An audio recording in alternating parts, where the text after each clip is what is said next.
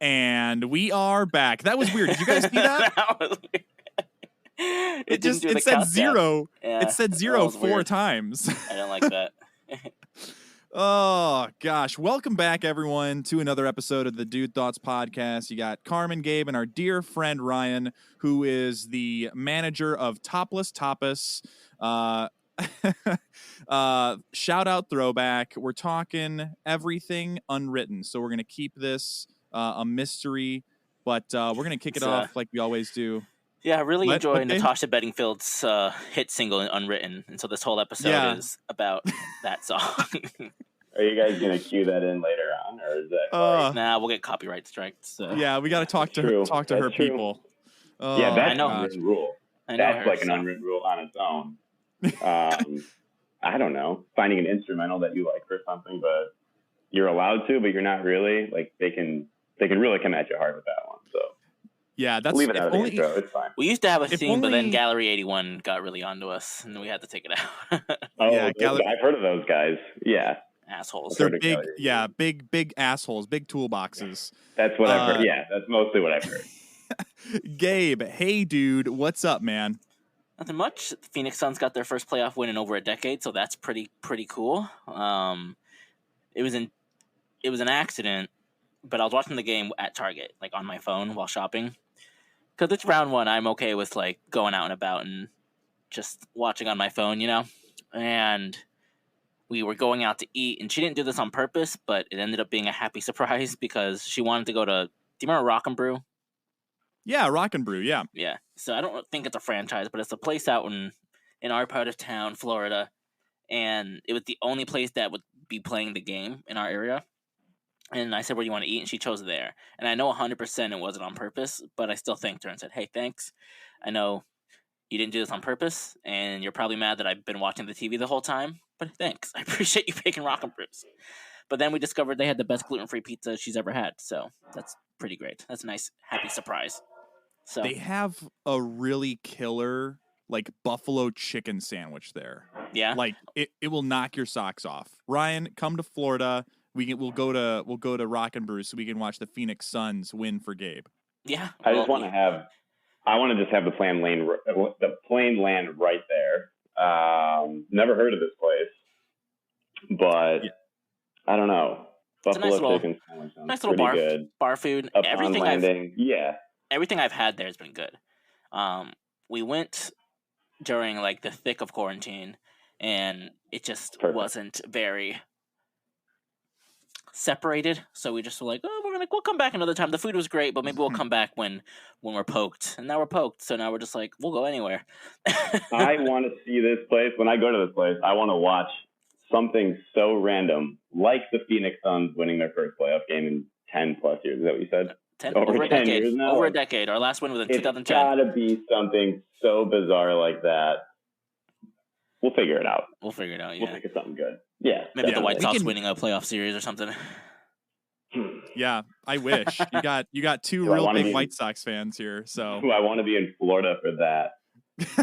Yeah. Honestly, there's probably more White Sox fans in Florida than Rays fans. Our fan bases here suck. Oh yeah. Hey, Carmen. Hey, dude, what's up? Well, today was a day. Today was pretty wild. I woke up at 7 a.m. with a text saying that my store's not opening when it's supposed to open. It's going to be a week earlier, which is perfect because I have no team. I'll fly over there right now, Carmen. That's what I texted you about earlier. That's what I texted you about. You trying to come work here? You trying to come get a job? I do want to come to Chicago, so. And but I was working so many different calls back to back today that I didn't eat until all of a sudden it was 3:00. And you know that feeling when it's been so long that you haven't eaten, and I've never had that feeling once in my life. I've never understood, but I mean, like whenever a girl's like, I forgot to eat today, I'm like, my brain does not comprehend that at all. I will stop what I'm doing right now. Like, if this podcast was going too long and I was like, I need a snack, you got your emergency Skittles there. So my brain doesn't function that way. It was here's the crazy thing. Like, it got so bad to the point where I was like, oh, I need to microwave this lunch I brought. And then I didn't even finish it because I was like, I'm not even hungry. And then I got home and I was like, I am just so hungry. I had like six Uncrustables. That's the yeah, appropriate so amount. That's the serving size. Well, so no, one. I think one is the serving size. So 6 come in a box, but I had just two. poured into a bowl with some milk, some Uncrustable cereal. No, I had two strawberry, 2 regular grape jelly, and 2 of the honey. The honey ones are actually really good. Balance. It's honey and peanut butter. But anyways, that was my day, and it was super crazy. But I'm glad to be here. But most importantly, Ryan, our dear friend, one of my oldest friends, one of my favorite people in the entire world. Ryan, hey dude, what's up, man? Not much, dude. It's good to be here. Yeah, it's been a work in progress for how long has Dude Thoughts been around for? Over a year. A year. A year, right? I think you guys started when I moved out here. And what's funny is we couldn't have been further apart. I think you were still in Florida at the time, right? Yeah. And I got out of here to the West Coast. And I'm like, what do I do? Do I fly to Florida to be on this show? Not thinking Zoom or anything like that could exist and get it done. Not thinking a phone call, you know what I mean? A conference call, something like that. And then you went to Downers. You're back in Downers Grove now. That's where I'm at now. Yeah, man. It's been so weird.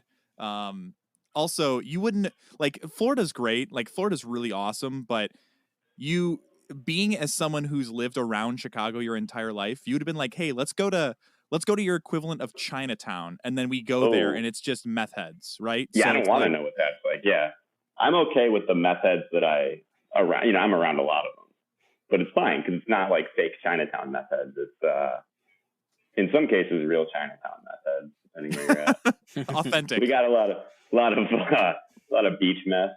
That's kind of our thing out here. I dig that. I respect that. Yeah, if you're gonna have meth, might as well do beach meth. So. And you're out in San Diego right now, right? What's that, sorry? For all the listeners out there, you are in San Diego, correct? I am in San Diego. I am in Ocean Beach, San Diego, California. Ocean Beach, the province of San Diego, the town of California, the state. You nailed it. Yeah. Yeah, there we go. That's it. That's all of them. Checked all the boxes. Oh, gosh. So what we're talking about today... and also, wait, Gabe, tell people what happens at the 7-minute and 47-second mark of our podcast. They keep listening. They text Kelky and say, hey, thanks for making a great show. And then they also text 4 other friends the link to the show. They leave a review, something nice, something mean. As long as it's 5 stars, I don't care what you write, to be honest, because the algorithm does not care what it says. As long as it has the 5 stars there, that's great. Share, follow, all that fun stuff. And now let's talk about Natasha Bedingfield. Is that her last name? Bedingfield? Better? I think you got it. Butterbeer? Natasha Butterbeer. That was it, yeah. Oh, gosh. Actually, so fun fact. This is a throwback, and this is a very specific niche memory that probably Ryan can relate to. Back at Downers Grove South, there was a teacher named Mr. Moss. Do you remember Mr. Moss? I do. I don't, but I do, Right. Tall English teacher. Okay, he was my English teacher. Yeah, I do remember. Yeah. So I remember we did Gabe, one of those things where you start with one word and then you think and you dream journal the cloud thing, and it's we did one of those in English class to Unwritten by Natasha Butterbeer. Oh, that's hot. Natasha Butterbeer. That's a new T-shirt design. Natasha Butterbeer. But we're talking about the freaking unwritten rules, specifically of baseball. But I feel like there's so many unwritten rules out there. We should just talk about those too. The White Sox just got into some unwritten rule. Fuck Tony La Russa. Guy needs to get away from this sport forever. Carmen, let's talk a little about that. I was actually going to say, Ryan, why don't you start us off? Because I know, as someone who's as big of a White Sox fan as me, and Gabe is a giant baseball fan too, so we're all in good company here. Right. But unfortunately, Gabe, also, I didn't love you this. Yeah, you fucker, shut up. I didn't see the results of the last fan. game. You're a Yankees fan, okay. Yeah. I'm Puerto Rican, of course I am. All right, Ryan, take it away. Let's start off on these unwritten rules, specifically focusing on the 3-0 Yerman Mercedes situation, and then the retaliation and Lance Lynn and Tony La Russa, all this garbage. Let's go ahead and talk about that. Let's just talk about, I guess, the at-bat itself. It was a position player pitching. So off the bat, like, you guys need to suck a little bit less to have gotten to that point. Right. And what does that guy even play? What was that Twins play? What's his position? He's a catcher. Is he a catcher? I mean, I can't. Okay. Where are we at? Yeah, 3-0 pitch, right? A 47-mile-per-hour 3-0 pitch. Yeah. Just bringing the heat. How he got a hold of that one, I don't even know. But he did. He let it rip. So I didn't think anything of this rule until some point last season. Fernando Tatis Jr., who a lot of White Sox fans might have heard of. Just some rookie, unnamed, no-name scrub. Right. A player to be named later. For James Shields. I think it was a grand slam that he had hit up. Yeah, somebody, he hit a grand slam. Right? Yeah. He misread the sign from his third base coach telling him not to hit the ball, I guess. I don't know, to take the walk and like walk in another run. Yeah, we don't need 4. He just cleared the bases. Like, that kind of sped things up for the pitcher, I would think. Like, the guy should be so lucky to get up the mound that much faster, right? Like, then maybe the next guy can just hit a pop up and it's over. But if you keep walking the guys, like, you're going down a dark hole. It's been a year where it's so funny because I feel like we finally just were able to put this out of our minds. Yeah. And it's like, wow, fresh season, a fresh, full COVID-free kind of season, and here it is again. So you got a guy who plays catcher who looks like Bartolo Colon's twin brother, just a tubby man out there throwing a 47-mile-per-hour cookie. 47, Ryan, I did not know that. I threw harder than that in high school. Yeah, all of us here on this call could throw harder than that. I think, So the 3-0 count, up 10 runs, Tony La Russa, blah, blah, blah. What do you make of that, Ryan?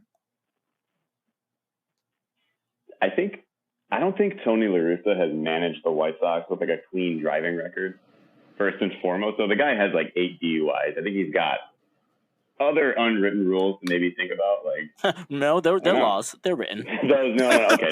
Don't drink and drive. It's pretty established.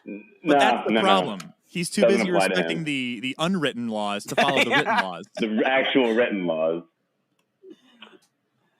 I was kind of caught off guard, being that he is the oldest active manager. He's got to be in baseball, right? Longest tenured. I didn't think something like that would cross his mind. I would have thought he'd said, you know what, like, they're losing by that many runs anyways. Like, let him have it. Let him have that pitch, and I think 2 outs.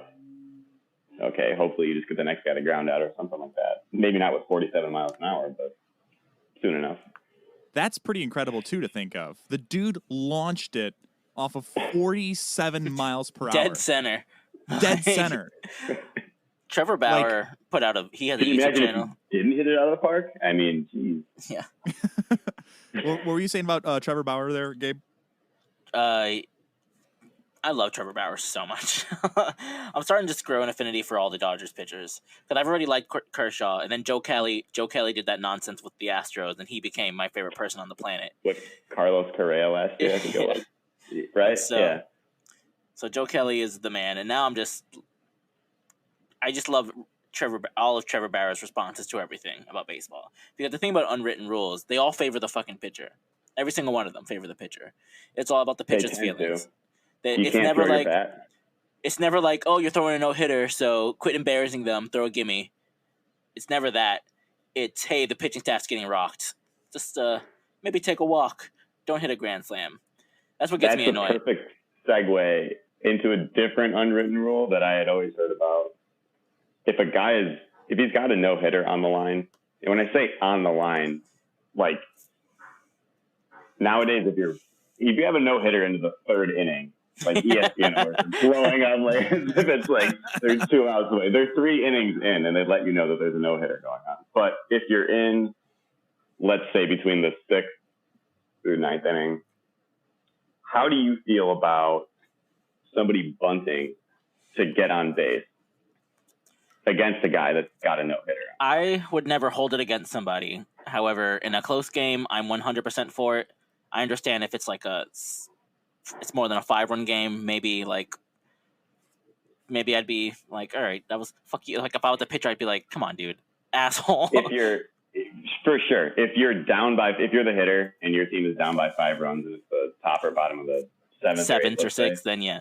And then, yeah, but like I would never don't bunt to get on base. But if you're down by 1 run and then it's bunt. the 7th, then bunt. Exactly. I think there was a situation with Justin Verlander who has like 3 no-hitters anyways. Yeah, and the absolute hottest wife in baseball hottest on the planet. Yeah, right. So he had said something. I forget. I think he still won the game.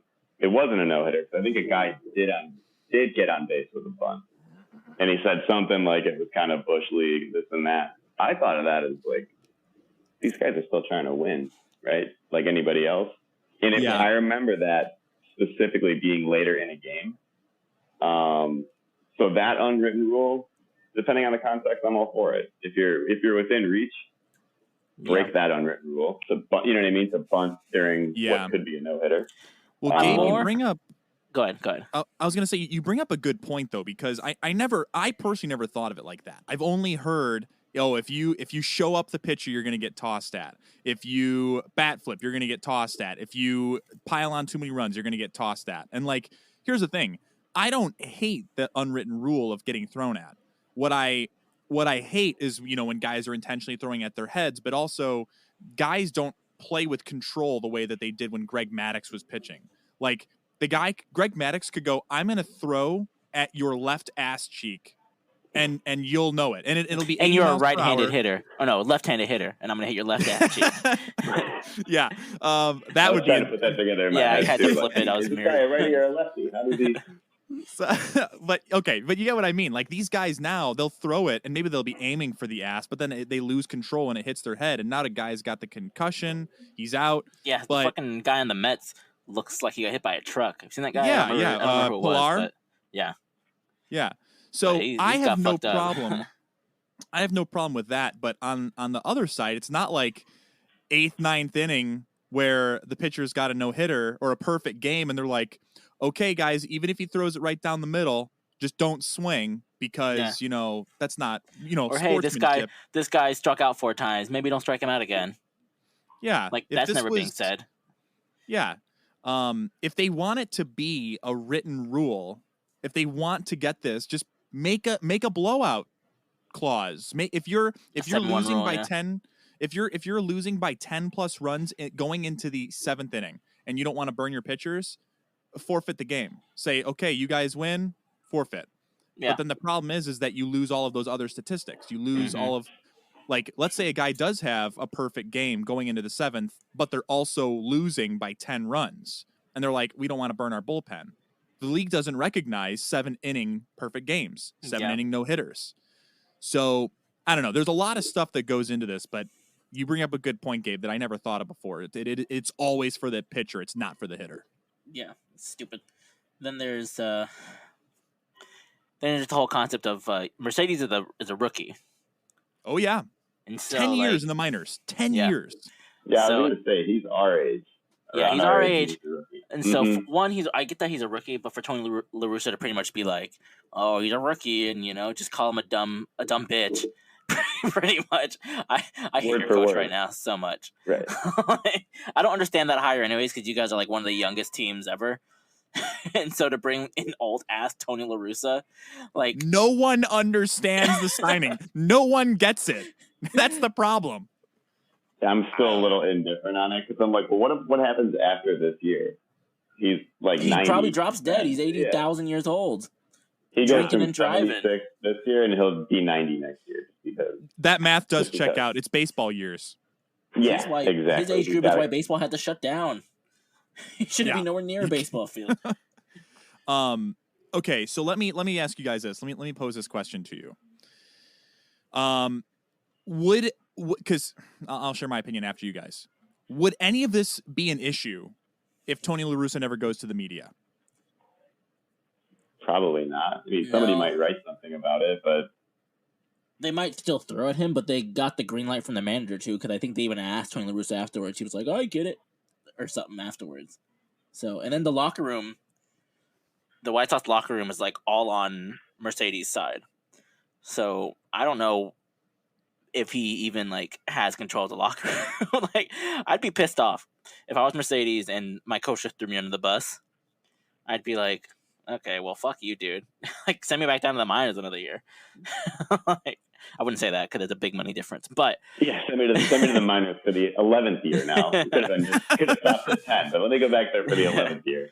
So I don't know. I'd be hella pissed, and I don't know. I'm sick and tired of these boomer baseball. I was trying to think of another B word to make it sound prettier. Boomer baseball bitches. Boomer baseball bitches. First thing that came to mind. Yeah, I think so. I'm sick and tired of these boomer baseball bitches. So what were you saying, Ryan? You think yeah? Yes. I can't remember the question, but yes. No, I was saying, do you think that this would even be an issue if he doesn't go to the media? I don't think it would be. I think some random writer or analyst might have said one thing about it the next day, probably in comparison to Tatis last year. You know what I mean? They'd have said like, "Oh, here we go again with the guy swinging for the fences when he's already up by 10 runs. Let it blow over. It's done with." I think like 2 no-hitters have been thrown since this Mercedes home run, right? If I'm not mistaken, like hasn't there already been? I think pitchers in general got their revenge on guys like that. Maybe not the guy on the Twins. I hope for his sake he doesn't end up on a pitcher's mound again. Yeah. What if he threw a no? What if they had to like emergency start him? What if he was like the next no-hitter in baseball? That'd be fun. Well, here's the thing. Mercedes has pitched. Mercedes has pitched in games, and the dude clocks this year. He clocks 80 plus 88 miles per hour as a reserve catcher who's had 10 years in the minor leagues, who's batting .361. The dude throws it in there at 88. MVP. What? That's the crazy thing. What if they have a rematch? What if Mercedes has to pitch against? What is that guy's name? The guy from we're just going to call him the guy from the Twins. Yeah, the idiot from the Twins. What if they had a rematch? Hopefully it'd be in the event that we're up by so many runs that we use our position players to pitch. Not that we're down by runs. Mercedes is pitching because we're up by 15 runs this time. I like that. I'm okay with that. Yeah. I mean, but here's the thing. It also, you have to think about, and I saw a really good comment on this on one of the White Sox Facebook pages that I'm in. People don't pay hundreds of dollars in baseball tickets to watch position players pitch. I don't care. If my team wins, I don't care. I could go in and like Gabe said, Anthony Rizzo, who I really respect Anthony Rizzo. That was fun. But yeah, that's a lot of fun. Him and Freeman had a good old laugh about it. He does quite a bit, doesn't he? Yeah. Rizzo, I think Rizzo gets on the mound quite a bit. He's their go-to, like, all right, we don't want to waste a guy. Let's throw him in there. But so is that catcher for the Twins. He gets in kind of about the same much as Rizzo, I believe. Well, that's because the Twins are losing and they're last place in the entire league right now because they suck. But here's the thing, like if you guys were at the game and let's say you're down by 10, would you even stick around at that point? Like, do you even stay at the game? No, I want to beat traffic. If my team's down by 10, I'm out of there. Dude, I'm gone. Yeah, for sure. Yeah. And it's easy in Chicago because then it's like, well, I guess I'll just hop up one line on the red line and then I'll just one stop on the red line and then I'm in Chinatown. I'm getting smoothies at Shy Cafe. Yeah, I knew where you were going with that one. Yeah. I got a list of no hitters from Bleacher Report, of unwritten rules from Bleacher Report. You want to go through these? All right. Yeah, let's see what we got here. This one I'm for. This one doesn't bother anybody. Don't talk about a no hitter when a no hitter's in progress. That's a good one. I like that a lot. That one. Except, you know what's great though, as White Sox fans? Remember when Burley had his no hitters going? Yeah. The one against Texas. And then his perfect game against Tampa, he was the farthest thing from superstitious about if I make eye contact with anybody, if I breathe anyone's air, I'm going to lose this game. No, he was just like it was literally another day at the park for him. It was great. Yeah, but Mark Burley so also one exception. Mark Burley also got a save in the World Series in 2005, hungover and drunk. So like that man is a at Superman. At the same time, hungover and drunk at the same time. Yeah, he was. Years later, he said he was pounding beers in like the 10th inning of that game. Yeah, and he came in to close it. I think it was like the 14th inning or something crazy. It was was that the Jeff Blum game? Yeah. For White Sox fans out there, I think that was I got to find a quick side note on that. I have to find every player T-shirt or jersey for every player that was on the Padres and the White Sox at any point in their career. But I got to find like which jersey do I buy, the Padres or the Sox? Jeff Blum, I want it to be. I want to find a Sox Jeff Blum jersey, but wear it to a Padres game. Speaking of Padres, did you see the clip of that Padres fan knocking this guy the fuck out in the stands? The first base coach? No. This guy was in the fans. No. Okay, I will send it to you. But yes, please do. Before I look for that, the next one I'm more okay with than taking a 3-0 pitch. This one I understand more. Don't steal bases when really ahead in the ball game. I understand that one a little more, because if you're already ahead, tacking on more, whatever. But still, I don't give a fuck. Like if I'm on the other team and you're stealing bases, like people's jobs depend on what your stat line is from the year before. Do whatever you want. Yeah, that's my thought. I also think that that's a little bit more in your control, right? Like if you're swinging and you drive the ball and it's a good hit and it just happens to go over the fence. Like if you're like Mark Teixeira, where the dude would just hit line drive bullets and it'd be home runs. Like if you're just trying to drive the ball and it goes out of the park, that's less in your control. But if you're sitting on second or first and you're like, you have to choose to steal, you know? Yeah, I get that. Where's your head at, Ryan? On that one, like not stealing bases late in the game, if you're winning. Yeah. That one I can kind of agree with, because somebody like Mercedes, let's say, it could be the end of the year. And like, what if he finished this season with like 29 home runs had he not swung at that pitch, right? 29. Still a good number. But what if there's like a clause in his contract? If you hit 30, it's like a nice Brown milestone number, right? If he had hit 30, he would have gotten a bonus for X number of ballots. Something like that. So can you really discredit the guy for like bumping up his stat line, even just for one run, one RBI, especially like one hit, literally? Being successful with baseball is so hard. Like 30% of the time is successful. If a guy went up there who's in a slump, is he supposed to take a 0-3 pitch because the pitcher is sucking ass? No, hit away. Let's become coaches. All three of us. Good point. What if it was a guy? Yeah, we already are. We just don't have a job yet. We already are. Yeah, they don't know it yet. But we're all the World Series winning coaches this year.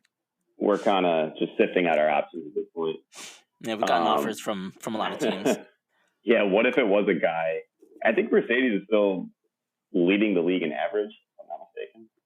He's close to it. He's definitely top 3. Okay. Yeah, and he's got a decent number of home runs, to his credit. So yeah, what if it was a guy who had it's like 0 for 15, like Grandal, like Yasmani Grandal with like no hits at all. Yeah, what if it was somebody like that? Would that player get the same? I don't know. All right. Well, there's a couple of things too. Can I just ask too? Do you guys think that this would even be a conversation if Mike Trout goes and swings 3-0 because it's a cookie and he hits a home run? Do people complain about Mike Trout? No, but Mike Trout just, I feel like, is one of those people who just wouldn't. He's so good. He doesn't need a 3-0 count to hit. He's just too cookie cutter, like, good boy. He went to the only player that went to the draft, you know, that guy. So yeah, that White would Sox be the could have argument. had him. Yeah, a lot of teams could have had him. The White Sox drafted right before the Angels did, and they took a guy who never made it to the big league. So that's another one. That's another Tatis for you. I think the Sox drafted Courtney Hawkins that year. I think is the year they drafted him. And where's he at now? Probably dead. Probably. Gabe, what's the next unwritten rule? Next one doesn't really feel like an unwritten rule. It feels just more like a strategic play. It's don't steal third with 2 outs. That one's just you're already in scoring position. Why risk? It doesn't. It's more of a strategic play than who gives a fuck. You know what I mean? Like if you're up to bat, you want that opportunity to get a run in. So I guess maybe that's what they're saying is the guy up to hit could hit a single and bring you in. Why risk stealing a base when the same single could have gotten you in? Right. So I think maybe that's not for the other team. I think that's for like your guy up to bat. That makes sense. I'm okay with that. I don't give a fuck. Steal whatever. That's fine with me. Yeah, that's a non-factor or a non-issue to me, I think. If a pitcher hits a teammate, hit one of theirs, sure. Whatever. Yeah. I'm eye for an eye. Unless I have a hard time with it with those with the breaking balls, right? Like you've a cutter or not a cutter because that's basically a fastball. You got a change up or a curveball that gets away from you. Okay, maybe it's not intentional, but if it happens again, like send a message. But I don't know if I always agree with the 1-for-1. Yeah, I don't either. I don't think anybody. I don't love intentionally throwing at people. I think it's silly and a little juvenile, but I get why it exists. What were you going to say there, Ryan? There's pitchers that do it. It's like a guy, at this point, he's like a middle reliever, right? And he's told to throw at, I don't know, whichever player deserved it. It's his job. And he kind of always has a look on his face. He has to play it off like, oh, come on, I didn't do that on purpose. Like, dude, you definitely did. And he had nothing to do with the original altercation. He's like, that kind of sucks, you know? Kind of sucks to be that guy. Yeah, it's like you're the relief pitcher enforcer, you know? Yeah. Well, that's my point. Yeah. So the 1-for-1 mentality is not entirely, but kind of a hockey thing. And I watch a lot of that, so I'm like, okay, like that's a sport where you can actually go fight, and it actually means something. Throwing a baseball at a guy is like, okay, you got him there, but did it really prove a point? Did it really send any kind of message? I just think the pitchers who in different sports. Yeah, really, I get you. The pitchers who like are big on like getting offended and shit like that just have really big, tiny D energy. That's the way I feel. Yeah. Like Trevor Bauer's got some. Yeah, Trevor Bauer's got some BDE.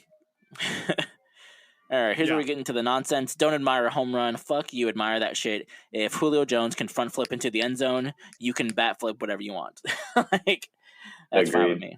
I want you to be able to fucking walk on your hands all the way around from first to home. I don't care. Yeah, I don't get the idea of don't celebrate a home run when a pitcher can like he can bring back the fist pump from like the Jersey Shore days, right? And that's allowed. So that's like there's two things wrong with that. What's his face can throw a fake arrow somewhere, like all this shit is for hitters. They don't give a fuck about pitchers. Like none of these rules apply to fucking pitchers. It's fucking bullshit. Exactly. And as 3 non-pitchers, we're not going to stand for it. I'm assuming we're all non-pitchers. Yeah. No, I'm center field for life. So okay, I just want to take a second and shit on Jock Peterson because he's on the Cubs now. But there was there was a play the other day where he swung, hit the ball, did a bat flip, and it was caught on the warning track. And I was like, nice. that brings me joy when guys they stare and they watch at it, they do the bat flip, and then it's like it's an out. I don't feel bad for you because I think you've earned. I used to love when like when Sammy Sosa used to do his little hops, and he used to get it wrong, and he was a pop up. It's like always fun to see. He was always usually the guy. I feel like there was a guy that had like a little bit of a hop out of the batter's box and he was on and like tore his ACL, or something. It was something pretty bad. Maybe it was a guy that maybe he was crossing home plate from a walk-off home run and he like literally lost both legs. Somehow stepped on a really unfortunate landmine. That was Ugh, the worst. I hate when that happens. It's a bummer. It's a bummer to see. Also, can we talk for 1 second about unwritten rules of life? Like, never have sex with your best friend's girl. Sure. Right? That's an unwritten rule, right? Yeah. Hopefully not. Am I getting set up? This is the setup. No, I got Ryan on Ryan, we brought you on here because baseball is this code word of like hey, we got this unwritten rule conversation we want to bring you in with. It was like a decoy. I get it. Yeah. Well, it's the fine line of, are you screwing over your best friend, or are you just adding a wiener cousin to the family? You know, who knows? Yeah, who knows? Not me. Let's see. These two kind of go together, so we're going to combine them. Don't step on the pitcher's mound. Again, bullshit pitcher shit. Don't step in the batter's box while the pitcher is warming up. More bullshit pitcher stuff. I'm okay with that one because just if you're warming up, let them warm up. That's fine. Fair. That'd be like if they were throwing at you as you were doing practice swings. Like, it's like let them warm up. Fair. Don't get. But. And then don't step in the pitcher's mound. Sure, that one doesn't bother me. That was just, I don't think nobody taught me that. It's just something I just didn't do. The only time I've heard of that, the only time I've ever seen anyone do it or heard anything of it was A-Rod. Yep, that's the example it has here. Again, and he's a piece of shit. So right, it all checks out. Before he did that, I really never heard anything of it, and I've never seen anyone do it since then. Kind of common sense, don't you think? Yeah. Go around it. Yeah. It's really a shortcut for you. Only thing I'll add to that is anyone who can cheat on Jennifer Lopez, you don't deserve. You just suck. You're an idiot. Did he? Did he cheat on J-Lo? Is that the hot goss going on? That's yeah. That's why they broke up. Did they? Yeah. I didn't know this. Wow. Yeah. You're behind on the details. Is that why he bought the Timberwolves? He was in I don't even know what's going on anymore. Like, what am I doing with my life? I'm going to buy the NBA. Am I even a baseball mind anymore? Yeah, I'm going to go buy a basketball team in Minnesota, of all places. He's not right. He's not right. Of all the states. Yeah. All right. Let's see. Next one is podcast shot. Hit the ball where it's pitched. What does that mean? It just means hit. Like, if the ball's outside, don't try to pull it. I think that's stupid, and that doesn't really feel like an unwritten rule here. Yeah, that just sounds There's like another common sense rule, but it's surprising how often hitters don't seem to get this. If the pitch is a bit high and outside, go for the bloop single rather than trying to overextend yourself. Likewise, if it's low, try to hit through the gaps. Okay. That's not an unwritten rule. That's just trying to get a hit. Or a rule. That sounds like completely written. Well, dude, they're all very written. They are. Well, it depends on who you ask. You ask Tony La Russa or Dusty Baker, and they'll say, "Yeah, these are laws. These are biblical." I don't understand this one. Play for a win on the road, a tie at home. What? This is one that, according to Baseball Reference, is absolutely still done today. But the main question to ask is that instance is why is that the case? It's tough to put a finger on practical reasonings, but I believe it has to do with momentum. If you take a risk at home, they'll stand behind you. If you take a risk when sacrifice hit on the road, the fan base can cancel out any momentum. Oh, okay. So I guess what they're trying to say is like, okay, play safer. Play safer on the road, and then because at home, if you make that one where you steal third with 2 outs, maybe you do that at home, but you don't do that on the road. I don't know. Yeah, that's a weird rule. Yeah, we're getting into the stupid. They should have spaced these out differently and put the fun ones at the end. Let's see. Well, then let's talk about this then. There are 2 teams in the league that have made it to 30 wins. Do you guys know which teams they are? Not the Angels. No. Giants? Did they? The Giants were doing really well. It is an odd number year, so it's Giant season. Let's see. It's not the Cubs. We know that. No, White Sox were close until they ran into a brick fucking wall. Yeah, shut the fuck up. It might be the 2 teams or the Braves. No, they're doing great, aren't they? It is the Rays and the Padres. The Padres. Wow, good for them. Yeah, the Rays are also on an 11-game win streak. And the A's earlier this season were also on a 10 or 13 game win streak or something like that. I think so. Yeah. I don't get it. You traded away your entire team for nothing to the Padres of all people. Yeah. Or at least they traded Blake Snell, and I feel like there was one of them who did. What was the drama with Blake Snell sure. last year? He got pulled out in that World Series game, right? Yeah, in the sixth inning. Yeah, game 6. Interesting choice, but giving up a leadoff single. The Rays are like ultimate analytics team, so I think they got their own thing going on. They're just always in the thick of things. They're the American League version of the Cardinals. Just always fucking good and annoying. The fucking farm Cardinals system. Are playing the White Sox right now. Does anyone have the White Sox score update on that? Yeah, I do. That's why I 4-1 stuff up. Yeah, 4-1. Okay. Also, fun fact. This is what blows my mind. So right now, the leader of the NL East is the Mets with a record of 21-20. They're one game above 500, and they lead the NL East. There was something about the NL East. I forget what offseason it might have been. Every GM was making the dumbest moves they could have made. And I think it's when the Phillies went out and just started spending as much money as they possibly could on top of getting Bryce Harper. There was a comment on NBC Sports. It's like the phrase gets used a lot, but it was something to the effect of like the Nationals GM did something, got rid of this guy, and it's one of the best comments I ever read. It's like it was winter meetings, and somebody had written down there. It's almost as if every GM in the NL East looked at each other and said, "Hold my beer," because who's going to make the next dumbest trade or dumbest signing, right? So it's like the "hold my beer" comment can be used for a lot of things. I think that was pretty great. There was one off season where the NL East was just complete garbage, but who's the best in that heap of shit? It's a team that's one game over 500, and they're leading the division. So good for them. Good for the NL East. Yeah, and that's it's also be a stat in its own right. Yeah, you have one team with a winning record, and it's only one game over 500, and they're obviously in first place. But so they're first place in the NL East, and their last 10 games they're 3-7. They suck. That league sucks. Jacob deGrom needs to get out of there. This is Statland right now. He needs to get out of there. He's 3-2 with a .68 ERA. How are you 3-2 with a .68 ERA? And that's he's in probably through 6 losing games by one run. One run. He's no what's his name? Carlos Rodon, our guy. What's his ERA?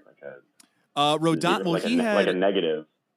I think he's at like .78 or 1 point something. So but with a no hitter. Jacob deGrom has no hitter this year. That punk bitch.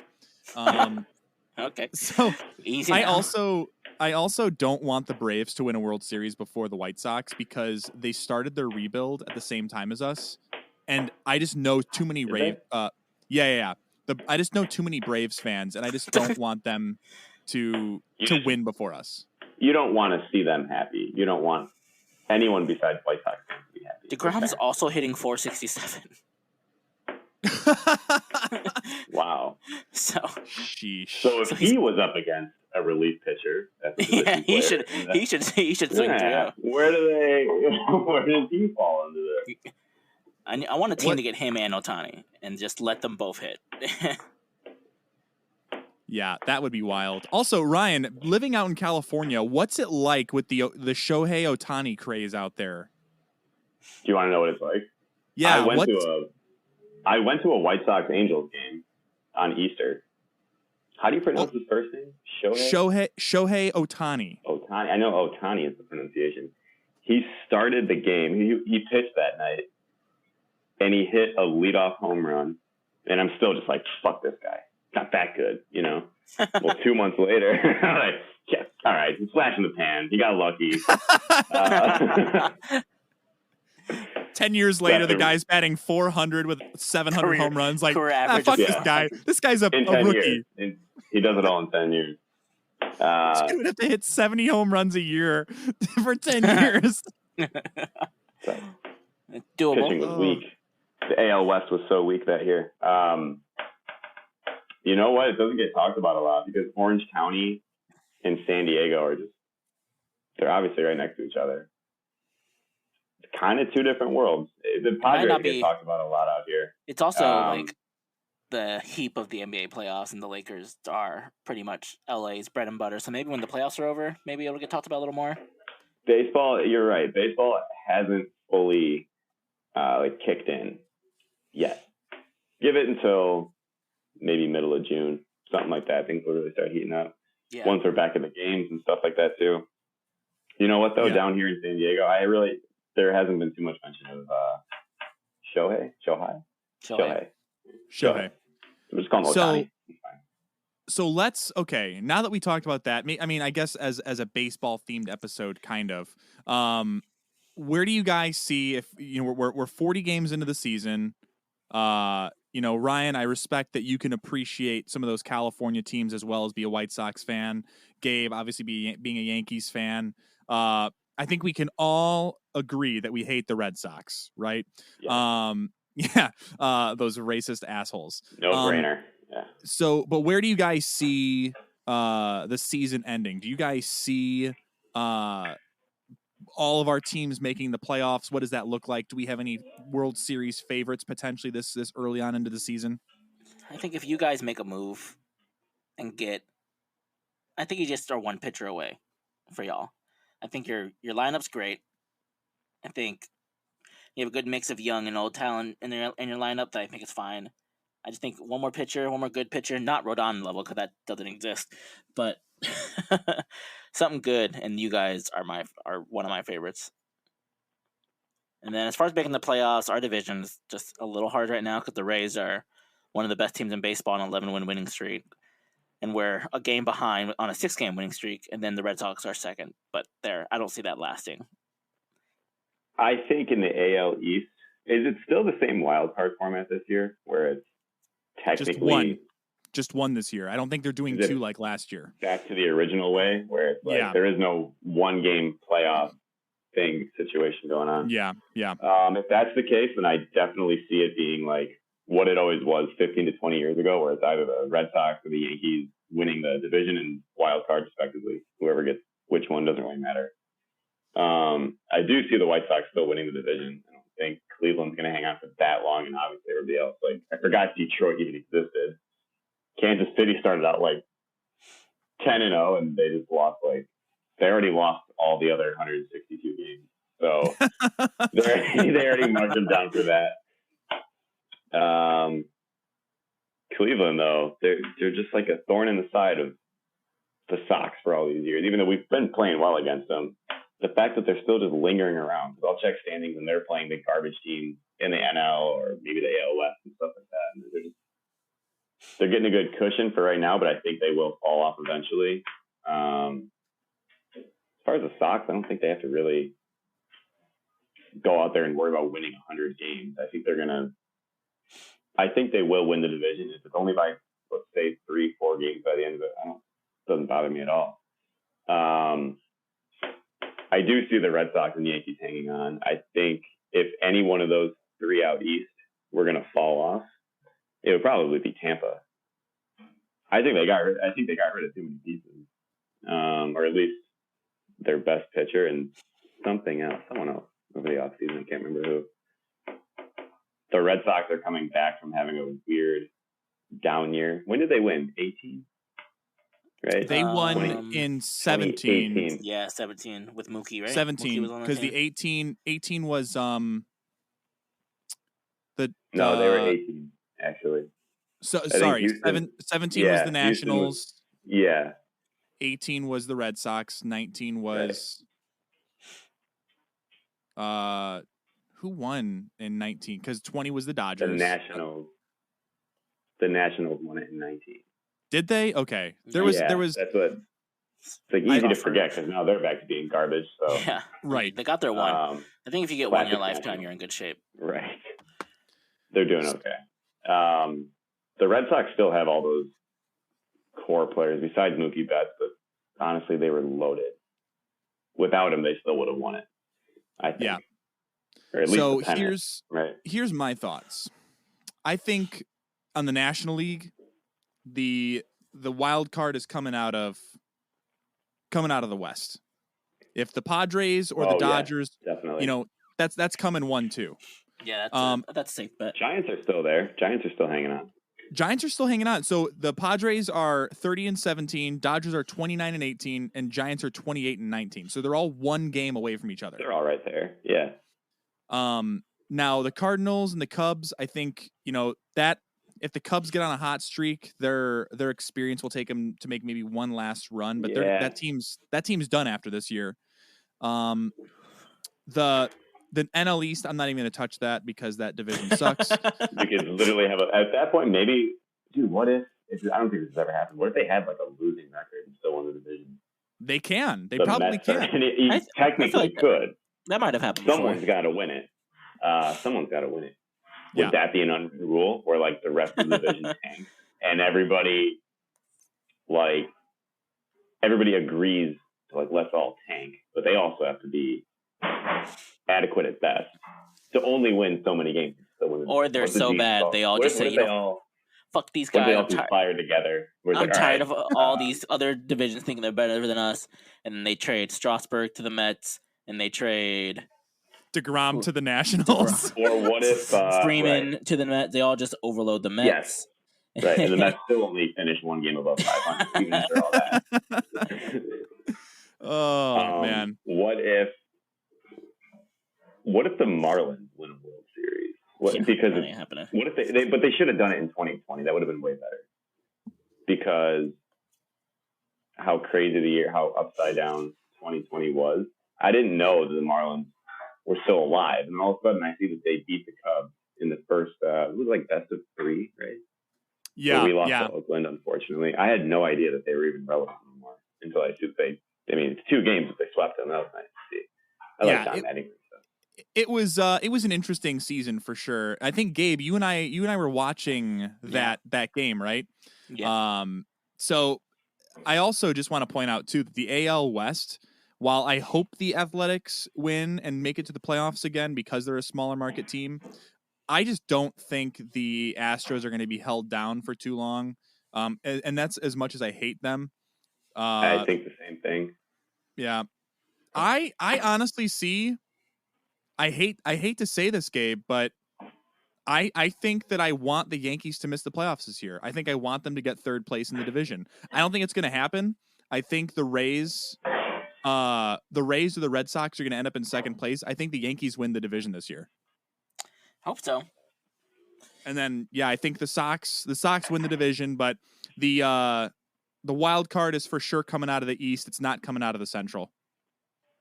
Yeah, I think the West might be another. The West might also be a division that has like 4 teams with losing records. Oh, actually, no, because Oakland and Houston. I think they'll both finish with winning records for sure. The Rangers, the Mariners, and Angels all have losing records right now. Big time. Yeah. Yeah.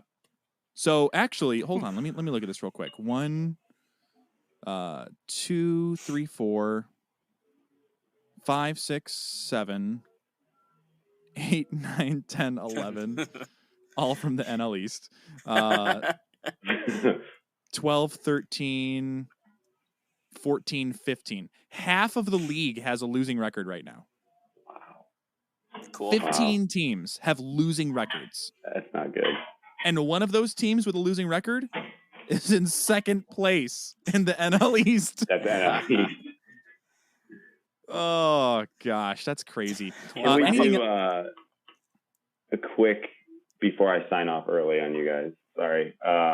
No. I think we're pretty much towards the end of the episode anyway, so this is perfect. Trade rumor, like, would you do it, or do you think it could happen? Big one, Gabe, you're a Yankees fan. Trevor Story going to the Yankees. Have you guys been hearing about that one? Like the Rockies committed suicide a long time ago, so they're just getting rid of. I saw something about it. And everyone. Not too long ago. I'm all for it. I don't know what we'd have to give up, but we don't give a fuck about our farm system anyways. The last person from the farm system to come up was fucking Brett Gardner. Right? Isn't he? I have to look him up. Trevor Story is a shortstop, so I don't know how that makes sense, but I've been hearing a lot about that one. Well, they'd probably use him at DH, I would assume. Right now we use LeMahieu a lot at DH, which is interesting. But you guys also have Stanton, who's out right now, who will probably go back to DH. Unless you guys keep him in right field and you just want to add Trevor Story for the DH spot. Trevor Story is also rumored to go to the A's. Yeah, that'd be interesting. What I have a hard time understanding with these rumors, and going back to your point, Ryan, with the Rockies, they were blowing up the Nolan Arenado trade last night in the Cubs Cardinals game because they basically gave the Rockies. They gave him away for nothing. For nothing. Yeah, nothing. They got nothing in return for Arenado. They're basically just paying his salary. Something like that, yeah. I believe so. Yeah, they got a couple of teenagers. Yeah. that might make it out of AA. They got teenagers. They didn't even specify these teenagers play baseball. They listed the ages. They didn't actually say. They just traded a couple kids over there. But hey, Tatis Jr. was 17 when they traded him. Yeah, the player to be now. Yeah, he's on the cover of 2021. He's on the cover of some stupid little San Diego newspaper. It's on my kitchen table right now. Thanks for that. Yeah. Ryan, any trades you would like to see make happen? You think, I know we were talking about this the other day via text, but this will be the last thing that we'll talk about before we sign off for the night. The White Sox could go out and get something, and who they would have to give up. What would you do and pull the trigger? Sure. We were talking about the Rangers a second ago, how bad they are. Joey Gallo. Not a guy that I've ever kept up with on how much power he has. Apparently a ton. I think he's one of those guys that could hit 40 home runs, but somehow only drive in 50 runs. Like an Adam Dunn kind of guy. Adam Dunn had 45 home runs one year and still couldn't get 100 RBI. That guy, I watched a deep dive video about how slow he was, and it was, if I can find it, I'm gonna send it to Carmen. It was just so funny. I know the speed to a lot of stuff. Yeah, I know the video you're talking about. But a guy like that, I guess he's an outfielder. I remember him coming up as a first baseman. I think he plays right field now. Yeah, he plays in right field, which is an area that the Sox need is outfield. Our entire outfield is dead. Dead, yeah. I would say go for it. I don't think he'd cost a whole lot. You wouldn't have to trade roster players for a guy, active roster players for a guy like that. I think you can, I don't know, who did we trade to get Lynn? It wouldn't even be that big of a trade, We traded, Dane Dunning to get Lance Lynn. Dunning. Yeah. It wouldn't even be that big of a move, I don't think. It'd be here's, I don't know, 2 pitchers, have fun with them. Yeah. Have him, add a bat going down the street, because the Sox wouldn't do a Trevor Story trade. No, we also don't need to. You don't need to. Yeah, you guys are doing okay with that's with a long-term trade. Yeah. A Trevor Story trade, as far as I'm concerned, or no, maybe he is a free agent. I could be wrong. That's a guy that he's coming up in a lot of talks. It looks like the top contenders are the Yankees and the A's, which, we have Gabriel Torres right now. The A's, just so they can trade him away before the season even. They can get traded 3 times in a year. The A's, we're going to save money. Going down the stretch, I know we're leading this division by 10 games, but we want to save some money while doing it. So, gosh, it's how many times can you get traded in the season? The A's will do it. I'm sure the A's broken. They hold the world record. Yeah, I think it was Jose Bautista before he got to the Blue Jays was traded 6 times in 2 years or something crazy. Yeah, he had less home runs than that until all of a sudden. 50. Yeah, all of a sudden, I think he met with a hitting coach, and they changed one thing about his mechanics, and then all of a sudden he was hitting 50 home runs and bat flipping and getting punched in the face. That guy's the major league dream. Now. The guy who punched out Jose Bautista. I don't know his first name, but his last name is Odor. Yeah, Rofin Odor from the Rangers. He about knocked his ass out. That was great. It was one of the best punches I've ever seen. Glasses went flying off. You could just see the spit flying out. It was great. And I'm sure Batista's a nice enough guy, but seeing him get punched is kind of cool. Yeah. Well, he was wearing those what are those sunglasses called? Pit Vipers? He was wearing something like that. So he's something real punchable. He probably should have gotten punched twice, really. One for the glasses and the other one for the slide. The unorthodox sliding into second base. I think it was probably something like that. Yeah. Sliding feet first. So on that note, Ryan, why don't you go ahead and just wrap us up and give us your Instagram information. Also, if you guys have listened to some of those these past episodes, if you ever hear me talk about wanting a dear friend of mine to finally mail me a painting, this is Ryan that does it. I have it right behind me. I have it somewhere in this room. And you know what? I want to remake it for you. I want to repaint that because I think the paper got a little bit crumpled in the last 8 months. Fine, almost, but you have to 9-10 10 months, almost a year. Just bring it on the plane when you fly to Chicago in August. I think I'm going to drive, or I'm going to do what I said before. I'm going to bring my car with me as a carry-on. That's right. That's right. I don't want to drive, but I want to have my car with me at home. Makes sense, right? Like, yeah. It's a Wrangler. It's a Jeep Wrangler. You could fold it up somehow. I mean, you take the top off, then maybe just unscrew a couple pieces, and good. It'd be easy to just go rent a Jeep Wrangler once you land in Chicago. No. That's dumb. It's not the same. You sometimes just want to poop at home, Right. You need your throne. Yeah. Yes. So yeah, give us your Instagram details. How can the Dudist Colony follow you? Right on. I guess I'll just start with what's my Instagram handle. It is Foy, my last name, FOY _division. It's like a tribute to Joy Division. I'm a fan of the band. I guess it's like I've had it for this long now. I might as well stick with it. It's a good one. So Foy Division's my Instagram handle, and I guess what you can do is scroll through and see what you like. And mostly what I post is like pictures out of my sketchbook and stuff like that, or scanned drawings and things of that nature. I kind of just keep those in my archives, stacked up around here. But if there's anything that anybody likes, shoot me a message and I will recreate one for you. And I'll worry about shipping it and all that. This one's really cool. I like this one a lot. But I'm looking at the sketchbook that it's in right now. The nice little watercolor sketchbook that I got for myself, and got to start utilizing that one a little bit more. But yeah, check that out. I like to talk to people very directly on that. So yeah, I'm up for it. I've sent a few.